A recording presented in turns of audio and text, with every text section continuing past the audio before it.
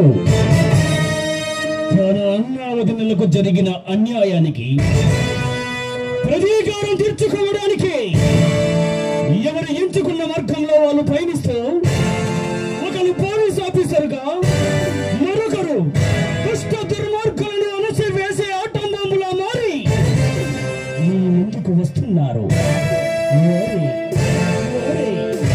సింహ నరసింహ సింహ నరసింహ.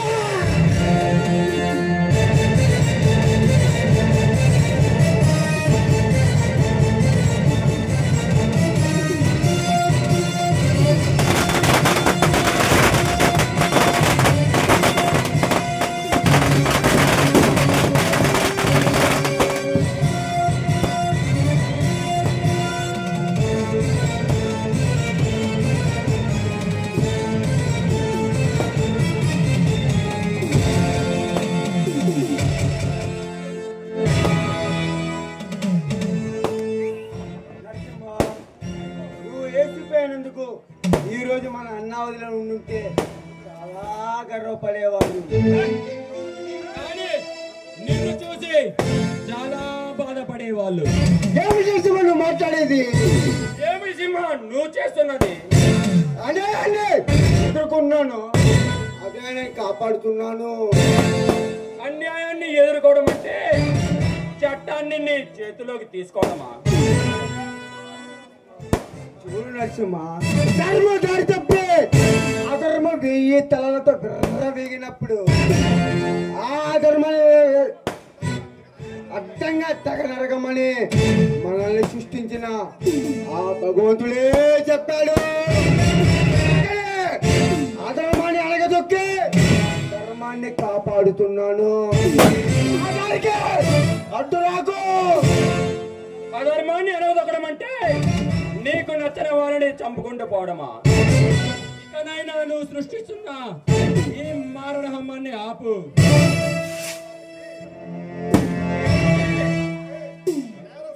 నేరస్తులను శిక్షించడానికి చట్టం, న్యాయం, ధర్మం, అంతేకాని వాటిని నీ చేతిలో తీసుకుంటే నేను సహించను.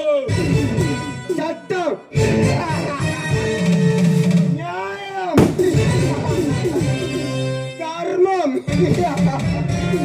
చట్టం, న్యాయం, ధర్మం ఇవన్నీ ఎక్కడున్నాయి నరసింహ? మన అన్నది చెప్పినప్పుడు ఏమైందిరా? చట్టం, న్యాయం, ధర్మం మన అన్నది చెప్పిన కేసు ఇంత మటుకు దర్యాప్తు తీసుకురాలేదు.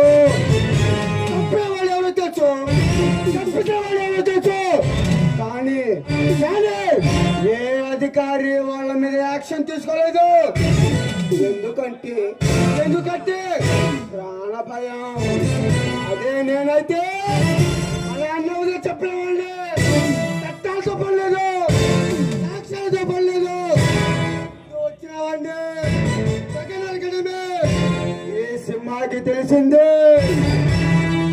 చూడు సింహ, నీ ఒంట్లో ప్రవహించేది నా ఒంట్లో ప్రవహించేది ఒకటే రక్తం. నీకు జరిగిన అన్యాయమే నాకు జరిగింది, కానీ నేను వాళ్ళని చట్టబద్ధంగా చంపుతా. మన అన్నలను చంపినా ఆ నేరస్తులను శిక్షించడానికి నేను ఈ వృత్తిని ఎంచుకున్నాను. మూర్ఖంగా ప్రవర్తించకుండా నువ్వు ఏ నిర్ణయాన్ని మార్చుకో. అంతకుడిలా మారకు.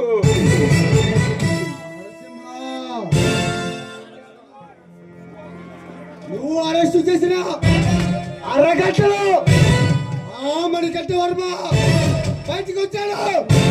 నువ్వేం చేశావు? ఏమీ చేయలేకపోయావు. చేద్దామంటే నీకు రూల్స్ అంటూ వస్తాయి. అదే నేనైతే చట్టాలతో పడలేదు, సాక్ష్యాలతో పడలేదు. అడ్డు వచ్చిన వాడిని అక్కడే తెగ నరుకుతాను. చూడు సింహ, మనిషి పుట్టింది చంపడానికో లేక చావడానికైతే ఇక ఈ మనిషి జన్మకి అర్థమేముంది? మూర్ఖంగా ప్రవర్తించకుండా నీ నిర్ణయాన్ని మార్చుకో, లేదంటే తోడబుట్టిన వాడి అని కూడా చూడకుండా కాల్చి పడేస్తా. నేను ఆఖరిసారిగా చెప్తున్నాను, నా దానికి అడ్డు రాకు. అడ్డు వస్తే రక్త సంబంధం అని కూడా చూడను. ఏంటి నా స్థానాన్ని పరీక్షించకు. ఇక్కడి నుంచి వెళ్ళు. ఏంటి బెదిరిస్తున్నావా? నీ బెదిరింపులకు బెదిరిపోయేవాడు కాదు ఈ నరసింహ. నీ పొగరు దించి నీ మెడలు వంచి నిన్ను కటకటాల్లో పెట్టడానికి